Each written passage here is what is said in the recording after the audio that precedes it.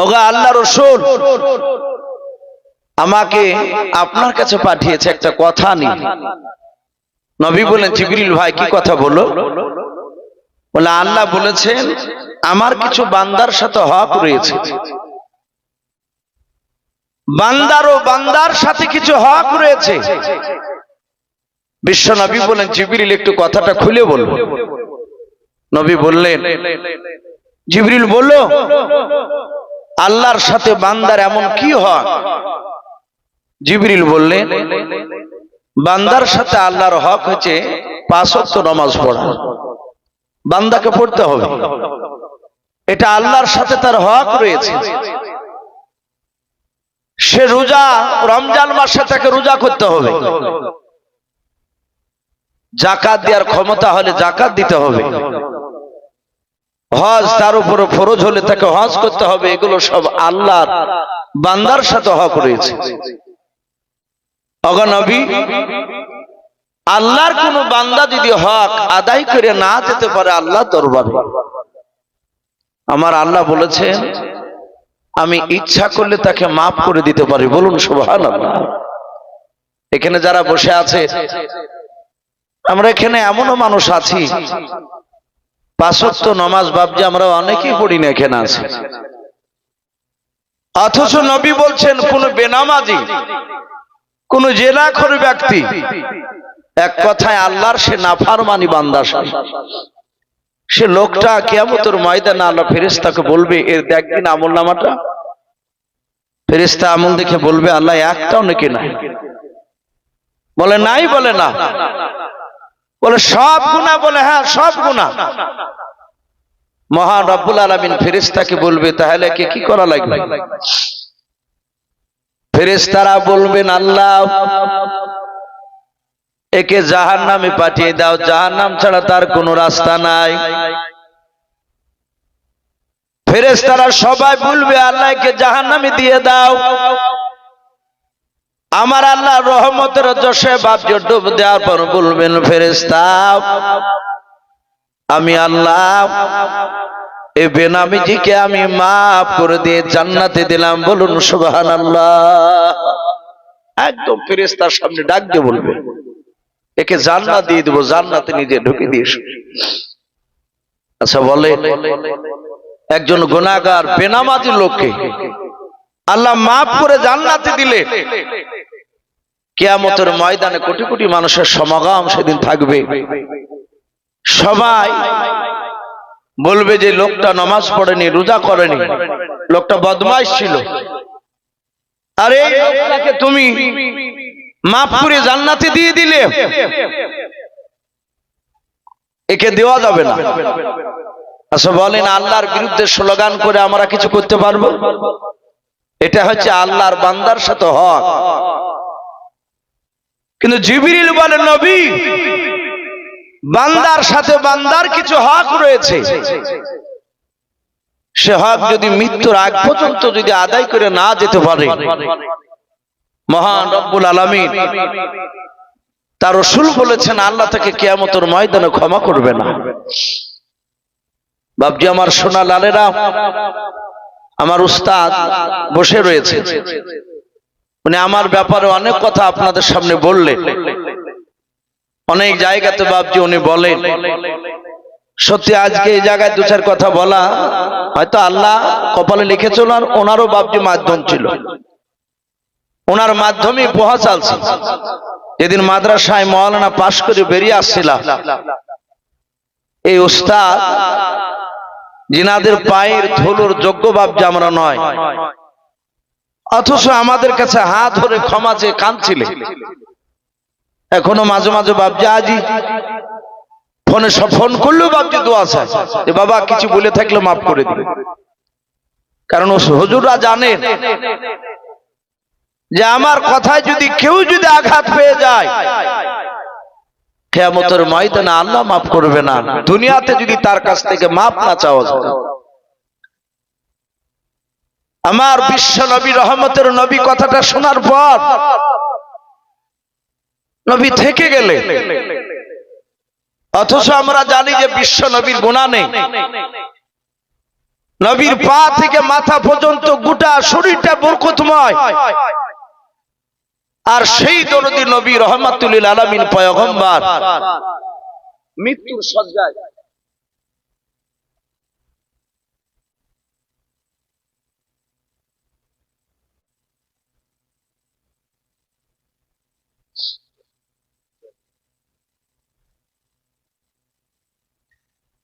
আমি বলছিলাম আল্লাহ রাসূল সাল্লাল্লাহু তাআলা আলাইহি ওয়াসাল্লাম ওই যেদিন থেকে জিবরিলের কথা শুনেছে যে হাতের দ্বারা কাউকে যদি আঘাত দিয়ে থাকে, জবানের দ্বারা আঘাত দিয়ে থাকলে তার কাছ থেকে বাপজি মৃত্যুর আগে ক্ষমা চাইতে হবে। আজ আমরা অনেক মানুষ মৃত্যুর শয্যায় ছটফট করি, ক্ষমা চাইনি। আমি জানি যে ওই লোকটাকে আঘাত দিয়েছি, অথচ লোকটাকে কাউরের মারফতে ডেকে পাঠাইনি। আমি ডাকবো কেন? লোকটা গরিব মানুষ, ও তো আমার যোগ্য নয়। অথচ ভাবতে হবে যে কিয়ামতের ময়দানে ওই গরিবটার জন্য আপনাকে জাহান্নামে যেতে হবে। বিশ্বনবী মৃত্যুর শয্যায় ছটফট করছিলেন। হাদিসে পাওয়া যায় নবী 13 দিন ধরে মাথার যন্ত্রণায় কাতর হয়ে রাসূল মৃত্যুর আগে বিছানায় পড়েছিলেন। রহমতের নবী ভালো করে দাঁড়াতে পারতেন না 13 দিন। হাদিসে পাওয়া যায় নবী ইন্তেকাল করার 3 দিন আগে, বিশ্ব নবী 3 দিন আগে হাজার হাজার সাহাবায়ে কেরাম মক্কা মদিনার বাইরেও সবাই শুনতে পেয়েছে রাসূলুল্লাহ বিছানায় পড়ে আছে।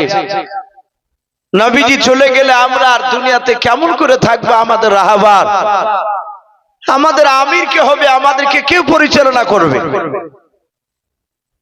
সব সাহাবারা দলে দলে বাপজি এসেছে। যে নবীর মহব্বতে পড়ে বাপজি অনেক মানুষ বিবি বাল বাচ্চা এমনকি ঘর বাড়ি ছেড়ে দিয়ে নবীর কাছে গিয়ে পড়ে থেকেছে নবীর মহব্বতে। আর সেই নবী দুনিয়াতে থাকবে না, মৃত্যুর শয্যা ছটফট করছে সব সাহাবারা, হাজার হাজার সাহাবা বাপজি নবীজির ঘরের পাশে আমার রহমতের রাসূলকে ঘেরাও করে নিয়ে বসে আছে। দরদি নবী শুয়ে আছেন, দেখছেন সব সাহাবারা বসে, কেউ কথা বলছে না। সাহাবারা জানতে নবীজির দরবারে চিৎকার করে কথা বলা যাবে না, কারণ মহান রব্বুল আলামিন কোরআনে বলেছেন, হে আমার বান্দা বান্দিরাও, আমার রাসূল যখন তোমাদের সামনে কথা বলবে তখন তোমরা চেঁচিয়ে গলার আওয়াজ করে, আমার নবীর গলার আওয়াজের চেয়ে তোমাদের গলার আওয়াজ যেন উঁচু না হয়। উঁচু হলেই জান্নাত যেতে গিয়ে তোমাদেরকে আটকে দেব, জান্নাত যেতে পারা যাবে না। সাহাবারা নবীর সামনে আদবের সহিত সামনে কথা বলতে, সবাই চুপচাপ বাপজি তাকাচ্ছেন বিশ্ব নবীর চেহারার দিকে। আল্লাহর নবী জনাবে মুহাম্মদ রাসূলুল্লাহ সাল্লাল্লাহু তাআলা আলাইহি ওয়াসাল্লাম, দরুদ নবী আমার সাহাবার দিকে বাপজি মুখটা ফিরে নিয়ে ওসমান গনে নবীজির জামাই ছিল হযরত আলী রাদিয়াল্লাহু তাআলা আনহু নবীজির ছোট জামাই ছিল। নবী বলেন, জামাই সাহাবা আমার হাত ওখানা ধরে তোমরা আমাকে একটু উঁচু করে তোমরা বসাও। সাহাবারা আল্লাহর নবীজির বাপ যে দুই হাত ওখানা ধরে বাপজি একটু উঁচু করে বসে ধরলেন। আল্লাহ রাসূল সাহাবাদের দিকে বাপজি তাকাচ্ছেন, নবীজির দুই চোখের কোনা দিয়ে বাপজি টোপে টোপে পানি ঝরতেছে। সাহাবা আবু বকর সিদ্দিক রাদিয়াল্লাহু তাআলা আনহু বাবা, নবীর সাহাবা ওমর, এরা নবীর দরবারে থাকলে বাপজি অন্যদিকে তারা তাকাতো না, শুধু নবীজির চেহারার দিকে ফেল ফেল করে বাপজি চেয়েছে নবীজির চেহারা দেখতো। ওমর মনে মনে চিন্তা করতো, আল্লাহ এত বড় দামি নবীকে আমি আগে চিনতে পেরেছিলাম না। হযরতে আবু বকর তিনি জানতেন এত বড় মহান নবী পেয়েছি, এই নবীর চেহারার দিকে তাকালে, মহাব্বতে তাকালে যারা তাকাবে তাদের গোনা থাকতে পারে না। আল্লাহর নবী এত দামি ছিলেন বাবা। ওমর নাই, আলী, ওসমান গুনে ওরা দুইজন ভাইরাও আল্লাহর নবীর দুই মেয়ের সঙ্গে তাদের বিয়ে হয়েছিল। আল্লাহর নবী যারা হাত ওখানা ধরে বাবজি উঁচু করে বসে আছে, নবীজি ডাক দিয়ে বলুন কামর সাহাবা আবু বকর। হযরতে আবু বকর ডাক দিয়ে বললেন লব্বাইকে রাসূলুল্লাহ, ফেদাকা আবি উম্মি ইয়া রাসূলুল্লাহ, নবী আপনার পদতলে আমার পিতামাতা কুরবান হয়ে যাও। ওগো নবীজি, আপনি কেন আমার দিকে তাকে ডাকলেন বলেন? হযরতে নবী বলেন আবু বকর রে, তোমার হাত ওখানে আমাকে ধরতে দাও। আবু বকর নবীর পবিত্র বরকতময় হাতখানে বাবজি হাত দিলেন। আল্লাহর নবী কাঁদেন আর বলেন আবু বকর, আমি মনে হয় আর বেশি দিন বেঁচে থাকবো না রে আবু বকর। ওরে আবু বকর, আজ হাজার হাজার দেখো আমার সাহাবায়ে কেরাম এখানে জমা হয়েছে আমাকে দেখার জন্য। ওরে আবু বকর, আমাকে যে জিবরিল বলেছিল নবী আপনি বান্দার হকের ব্যাপারে আপনি একটু বলে দাও, কিন্তু নবী গো আপনিও সাবধান হয়ে যাবেন, কারণ আপনি নবী রাসূল হলো আল্লাহর আপনি বান্দাও। আল্লাহ রাসূল ডাক দিয়ে বলেন ওরে আবু বকর শুনে নাও, আমি হাতের দ্বারাই, জবানের দ্বারাই, পায়ের দ্বারা যদি তুমি আমার সঙ্গে চলতে গিয়ে যদি আঘাত পেয়ে থাকো, ওরে আবু বকর তুমি প্রকাশ্য মজলিসে হয় তুমি ক্ষমা করে দাও, নতুবা তুমি তার প্রতিশোধ বদলা নিয়ে নাও। হযরতে আবু বকর সিদ্দিক রাদিয়াল্লাহু তাআলা আনহু বাবা নবীর হাত ওখানা ধরে বলেন হুজুর আপনি কোনোদিন অন্যায় করেন নাই। ও নবীজি আপনি কোনোদিন অন্যায় করেন নাই, নবী আপনি আমার কাছে ক্ষমা চাইবেন না। নবী আপনার সাহাবা আবু বকর, আমি আপনার হাত ওখানা ধরে আমি ক্ষমা চাই নবী গো। রাসূল সর্বপ্রথম আপনাকে আমি চিনতে পেরেছিলাম না। হাদিসে পাওয়া যায় আল্লাহর নবীর বন্ধু আবু বকর সিদ্দিক রাদিয়াল্লাহু তাআলা আনহু বাবা এই নবীর এত দামি বন্ধু হয়েছিল, কিন্তু নবীর বন্ধু আবু বকরের কথাটা বাবা তাওরাত জবর ইনজিল কিতাব নবীর বন্ধু আবু বকরের কথাও দিনা ছিল। বলুন সুবহানাল্লাহ। প্রতিটি নবী রাসূলকে বলেছেন আখিরি জামানায় আল্লাহ বলেছেন আমি একজন রাসূলকে পাঠাবো, সেই নবীর বন্ধু হবে, তার নাম হবে আবু বকর। তার পিঠে একটা কালো রঙের দাগ থাকবে, এটা তাওরাত কিতাবে বাবজি দেওয়া ছিল। কিতাবে লিখেছে হযরতে আবু বকর সিদ্দিক রাদিয়াল্লাহু তাআলা আনহু উনি শাম দেশে বাবজি কাপড়ের ব্যবসা করতে গিয়েছিলেন, কাপড় বিক্রি করে বাজারটা একটু ঘুরে বেড়াচ্ছিলেন। আবু বকর লম্বা ছিল, হঠাৎ করে বাবজি একটা ইহুদির পণ্ডিত সে তাওরাত কিতাবটা বুকে করে নিয়ে বাবজি ওই বাজারই ঘুরে বেড়াচ্ছিল। তার নাম কিতাবে লিখেছে আবু বুহাইরা। এই বুহাইরা রহিম এই যে ইহুদি পণ্ডিত আলেম পেছন দিক থেকে আবু বকরকে দেখেছে, ও তো চিনে না আবু বকরকে, কিন্তু আবু বকরের বাবজি জীবনী পড়েছে। বিশ্বনবীর জীবনী পড়তে গিয়ে আবু বকরের তার চেহারা, তার পিঠে যে একটা কালো রঙের দাগ আছে,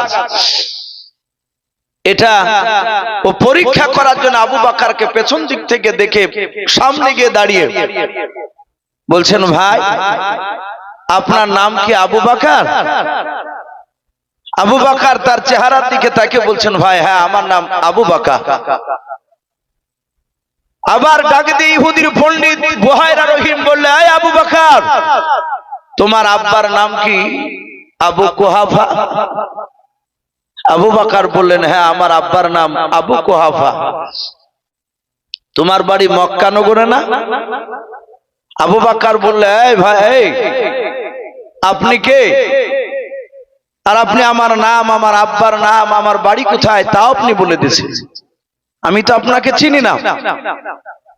ইহুদির পণ্ডিত আলেমটা বলল, বাবা আমি এই সামদেশের বড় আলেম, আমার নাম বুহাইরা রহিম, আমি এই তৌরাত কিতাবে পড়েছি আখিরি জামানার একজন রাসূল আসবে, তার একটা বন্ধু হবে, তার নাম হবে আবু বকর।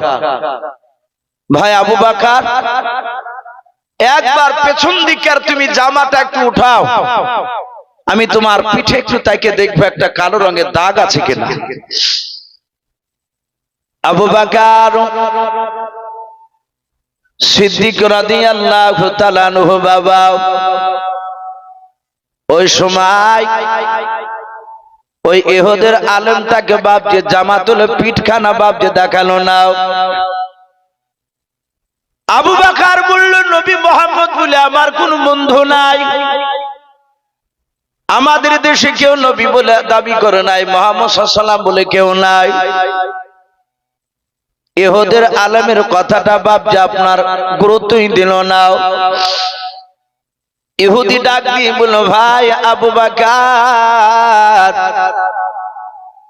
তোমার পেটে যদি কালো রঙের দাগ থাকে ভাই, গোটা পৃথিবীর মানুষ যদি একদিকে হয়ে যায়, তোমার সাথে আর নবীর সাথে বন্ধুত্ব কাটাতে পারবে না।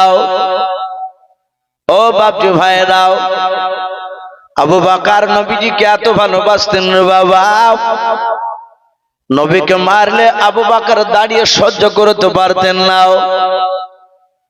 নবীকে বেঈমানরা মারলে নবীজি বেঈমানের সামনে নবীর বন্ধু আবু বকর বুকখানা বাপ যে পাতিয়ে দাঁড়িয়ে যেতেন, নবীকে যেন না লাগে। আল্লাহ রাসূল সাল্লাল্লাহু তাআলা আলাইহি ওয়াসাল্লামের জীবনীতে বাপ যে পাওয়া যায়, মক্কা নগরে নবী আমার মসজিদে 2 রাকাত নামাজ পড়ার জন্য দাঁড়িয়েছে জোহরের নামাজে। হঠাৎ করে বাবা উতবা সাইবারা তারা লক্ষ্য করে দেখলো মুহাম্মদ সাল্লাল্লাহু আলাইহি ওয়াসাল্লাম নামাজ পড়তেছে। বেঈমান আবু সুফিয়ানের লোকেরা উতবা সাইবারা খাজুর গাছের ছোবার দড়িকে বাপ যে পাকালো, পাকিয়া গল করে বাপজি ফাঁস আকারে নবীজির গলায় ভরে দিয়াও 2 দিক থেকে বাপজি ওই দড়িখানা বাপজি টানতে শুরু করলো। আল্লাহর নবীর গলাটা আস্তে আস্তে বাপজি টাইট হতে লাগলো। নবীজির চোখ দুটো মোটা হয়েছে, জিভটা বেড়ে গিয়েছে। নবী নামাজ পড়তে নিচু দিকে মাথা নত করতে পারে নাই, কাফেররা এমন করে বাপজি দড়ি দিয়ে ফাঁস লেগে টানিয়ে ধরেছে। আল্লাহ রাসূলের বন্ধু আবু বকর সেই জায়গায় নাই। একটা বাচ্চা ছিল, 4 বছরের বাচ্চা ছিল, তারা জানতো নবীর সাথে আবু বকরের বন্ধুত্ব। 4 বছরের বাচ্চাটা আল্লাহর নবীজিকে বাপ যে মারা দেখে সোজা দৌড়ে গিয়ে আবু বকরকে ডাক দিয়ে বলো, আবু বকর, ওগো চাচা, আপনার বন্ধুকে মারতেছে উতবা সাইবার লোকেরাও। আবু বকর বলো, কোথায়? বলো, মক্কা মসজিদে। আবু বকর দৌড়ে এসে দেখছে নবীজিকে বাপ যে ফাঁস লাগিয়ে দিয়েছে, নবীর জিভটা বাপ যে অনেকটা বেড়ে গিয়েছে। আবু বকর আল্লাহ রাসূলকে বাপ যে বুকের সাথে জড়ে ধরে নবীজির বন্ধু আবু বকর গলা থেকে বাপ যে ফাঁসের দড়িটা বাপ যে খুলে দিয়াও নবীর বন্ধু আবু বকর বিশ্ব নবীজিকে কোলে করে নিয়ে গিয়াও পাশের বাড়িতে একজন সাহাবার বাড়িতে রেখে আসলেন। বলে, আমার নবীজিকে সুস্থ করে আমি একটু মক্কার মসজিদ থেকে দেখে আসি। আবু বকর দাঁড়িয়ে চিৎকার করে আবু সুফিয়ান, উতবা সাইবা, আবু জেহেলের লোকদের দিকে লক্ষ্য করে বলেছিল, ওগো মক্কার লোকেরা, আমার নবী তো তোমাদের কাছে কোনো অন্যায় করে না, আমার নবী তোমাদেরকে কোনো আঘাত দিয়ে কথা বলে না, আর আমার নবীকে ওইভাবে কেন তোমরা মারতেছিল? যাহাতে আবু বকর এই কথা বললো, সঙ্গে সঙ্গে বাবা আবু সুফিয়ান রেগে গেল। তারা মক্কার মসজিদের পাশ থেকে ছোট ছোট পাথর তুলে বাবা আবু বকরকে বাপ যে মারতে শুরু করলো। আবু বকর ক্ষত বিক্ষত হয়ে বাপ যে মসজিদে বেহুশ হয়ে পড়ে গেলেন। আবু বকর বাপ যে কথা বলতে পারে নাই, মুখ দিয়ে বাপজি রক্ত বেড়ে গিয়েছে। আবু বকর মনে হয় আর বাজবে না। আবু বকরের আব্বা আবু কুহাফার কাছে কোন মানুষ গিয়ে বলল, ওগো আবু কুহাফা ভাই, তোমার ছেলে আবু বকর আর বেঁচে নাই। আবু কুহাফা বলল, কোথায়? বলে মক্কার মসজিদে পড়ে আছে। আবু বকর মা আর আবু বকর আব্বা তারা দুজনা দৌড়ে চলে গেল। আবু বকরের মা আল্লাহর নবীর বন্ধু আবু বকরকে বাপজি বুকের সাথে জড়ে ধরে বল, বুকটার কাছে আবু বকরের মা কানটা নিয়ে গেলেন, ডাক দিয়ে বলেন, ওগো আবু বকর আব্বা, আমার ছেলে আবু বকর এখনো মরে নাই, জিন্দা রয়েছে, যাও যাও একটু ঠান্ডা পানি নিয়ে এসো। যাহাতে ঠান্ডা পানি নিয়ে এসে আবু বকরের বাপ যে চোখে ছিটা মারলো। আবু বকর জ্ঞান ফেরার পর শুধু আরবিতে বাপজি বলছেন, কাইফান নবী কাইফান নবী কাইফান নবী কাইফান নবী। আবু বকর জ্ঞান ফেরে ডাক দিয়ে বলেন, মা বলো আমার নবী কেমন আছে, একটু বলো, নবী আমার সুস্থ হয়েছে নাকি হয়েছে বলো। আবু বকরের মা আবু বকরের হাত দুখানা ধরে বলে, বেটা জ্ঞান ফেরার পর কাইফান নবী কাইফান নবী কাইফান নবী করেছিস বেটাও, যে নবীর নাম নেওয়ার জন্য তোকে মক্কার মানুষেরা মেরে বেহুশ করে দিয়েছিল বাবা, খবরদার ওই নবীর সাথে আর কোনোদিন বেড়াতে যাবি না, ও ডাকলে যাবি না। আবু বকর ওই রক্তাক্ত শরীর নিয়ে বাপজি মুখে হাত দিয়ে বলেন, মা ওই কথা তুমি জমানে নিয়ে এসো না, মুখে নিয়ে এসো না। ওগো মা, আমার চোখ দিয়ে যদি নবীজিকে যদি একবার দেখতে, একবার দেখলে তুমি কখনোই বলতে পারতে না যে তুমি নবীর সাথে আর যাবি না। ওগো মা, আমার নবী কেমন আছে তুমি বলো। আবু বকর মা বলল, ও আবু বকর আব্বা, আমার ছেলে কার কিছু বলো না, ওর নবীর কাছে যেতে দাও, চলে যাও। সেই নবী এত রসুলকে আবু বকর তিনি নবীকে ভালোবাসতেন। সেই নবীর বন্ধু আবু বকর বিশ্ব নবীর হাত দোকানা জুড়ে ধরে বলেন, ওগো নবীজি বেয়াদবি হলে মাফ করবেন। নবীজি আমি সর্বপ্রথম আপনাকে আমি নবী বলে স্বীকার করেছিলাম না। রাসূল আপনি আমাকে ক্ষমা করে দেন। ওগো আল্লাহর নবী আপনি আমাকে ক্ষমা করে দেন, আপনি কোন অন্যায় করেন না, আমি অন্যায় করেছি। আল্লাহ রাসূল বলেন, আবু বকর রে, আমি তোমাকে ক্ষমা করে দিয়েছি। রহমতের নবী সাল্লাল্লাহু তাআলা আলাইহি ওয়াসাল্লাম বলেন, হে আবু বকর আমি তোমাকে ক্ষমা করে দিয়েছি। আবু বকর তুমি বসে যাও, আমাকে সাহাবাদের কাছে ক্ষমা নিতে দাও। আবু বকর উমরকে বললেন, উমর রে, আমার সঙ্গে চলতে গিয়ে যদি তুমি ব্যথা পেয়ে থাকো, উমর তুমিও আমাকে ক্ষমা করে দাও। আর যদি আঘাত দিয়ে থাকি, ক্ষমা যদি না করো, তাহলে প্রকাশ্য মজলিসে তুমি বদলা নিয়ে নাও। হযরত ওমর ফারুক রাদিয়াল্লাহু তাআলা আনহু বাবা আল্লাহর নবীর হাত দুখানা ছেড়ে দিয়ে নবীর পা দুখানা জুড়ে ধরলেন। নবী বলেন, ওমর এইভাবে কেন তুমি আমার পা দুখানা জুড়ে ধরলে বলাও। ওমর ডাক দিয়ে বলে, নবী গো, যেদিন আপনাকে আমি চিনতে পেরেছিলাম না, উলঙ্গা তলোয়ার নিয়ে মরুভূমির ময়দান দিয়ে আপনাকে আমি মারতে গিয়েছিলাম, ও নবীজি সেই দিন আমি এত বড় বেয়াদবি করেছিলাম আপনার কাছে। নবী আপনার সাহাবার কাছ থেকে আপনার নাম শোনার পর আমার বোন ফাতেমা কলমা পড়ার কারণে ফাতেমাকে মেরেছিলাম। আমার বোন আপনাকে এত ভালোবাসতো নবী, আপনার কোরআনের কথা শোনার পর আমি থাকতে পারি নাই, আমি আপনার হাতে হাত দিয়ে কলমা পড়েছিলাম। ওগো আল্লাহর নবীজি সেই দিনের জন্য আমি আপনার কাছে ক্ষমা চাই, আপনি ক্ষমা করে দেন। আল্লাহর নবী জনাব মুহাম্মদ রাসূলুল্লাহ সাল্লাল্লাহু তাআলা আলাইহি ওয়াসাল্লাম নবী বলেন, ওমর আমি রাসূল পয়গম্বর আমি তোমাদের সবাইকে ক্ষমা করে দিয়েছি রে ওমর, তুমি আমাকে ক্ষমা করে দাও যদি আঘাত পেয়ে থাকো। হযরত উমর কাঁদেন আর বলেন নবীজি আপনি অন্যায় করেননি তবু মাফ করে দিলাম। নবী বলেন ওমর তুমি আমার সামনে বসে যাও। ওমর যাতে আপনি বসে গেলেন। আল্লাহর নবী এক এক করে প্রতিটা সাহাবার হাত ওখানে ধরে ধরে ক্ষমা চাইছেন। হযরত আবু বকর সিদ্দিক রাদিয়াল্লাহু তাআলা আনহু উনি দেখলেন হাজার হাজার সাহাবা আছে, নবী প্রতিটা সাহাবার হাত ওখানে ধরে ধরে ক্ষমা চাইতেছে। আমি আবু বকর অন্য সাহাবারা বড্ড নবীকে ভালোবাসে আমরাও, আর এই নবী যদি প্রতিটা সাহাবার কাছে ক্ষমা চায় এটা বেয়াদবি হবে না, এইভাবে নবীজিকে সবার কাছে ক্ষমা নিতে দেব না। হযরতে আবু বকর আল্লাহ রাসূলকে ডাক দিয়ে বলেন নবীজি আপনি কারো কাছে ক্ষমা চাইবেন না। ওগো নবী আপনি আমাকে দামি সাহাবা বলে আপনি ডাকেন, সব সাহাবারা জানেন আখিরি জামানার পয়গম্বরের বন্ধু আবু বকর সবচেয়ে দামি সাহাবা।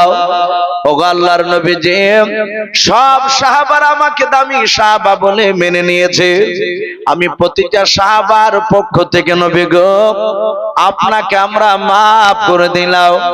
ওগো আল্লাহর নবীজি আপনিও সমস্ত সাহাবাকে আপনি অন্তর থেকে মাফ করে দেন। আল্লাহ রাসূল বলেন ওগো সাহাবা আবু বকর সবারই তরফ থেকে মাফ করলে বলে হ্যাঁ। আল্লাহর নবী বলেন সাহাবা আমি তোমাদের সবাইকে মাফ করে দিলাম, আবু বকর তোমাদের তরফ থেকে আমাকেও মাফ করে দিয়েছে। সাহাবারা তোমরা সবাই মিলে চুপচাপ হয়ে যাও, কেউ যেন আর কথা বলবা না। যাহাতে আল্লাহ রাসূল এই কথা বলেছেন বাবা পেছন দিক থেকে বাপজি নবীজির একজন বিশিষ্ট সাহাবা দামি সাহাবা একেবারে বাবা নওজোয়ান, ওই সাহাবাটার নাম এসেছে সাদ ইবনে আবি ওয়াক্কাস। ওই আক্কাস সাহাবা মাঝ থেকে দাঁড়িয়ে বলছেন নবীজি সব সাহাবারা আবু বকরকে দায়িত্ব দিতে পারে মাফ করার জন্য আপনাকে। ওগো আল্লাহর নবীজি আমি আপনার সাহাবা সাদ ইবনে আবি ওয়াক্কাস, আমি ব্যক্তিগত আপনাকে আমি মাফ করব না, আবু বকরকে মাফ করতে দেব না, ওকে আমি হুকুম দেই নাই। সাহাবারা সবাই বাপজি অবাক হয়ে গেল, এ নবীজির দামি সাহাবা, এ সাদ ইবনে আবি ওয়াক্কাসের জীবনীতে পাওয়া যায় নবী যেদিন বাবা তায়েফ নগর থেকে রক্তাক্ত শরীর নিয়ে মরুভূমির ময়দানে বাপজি তায়েফ নগরের খাজুর গাছের ছায়াতলে কাঁদছিলেন।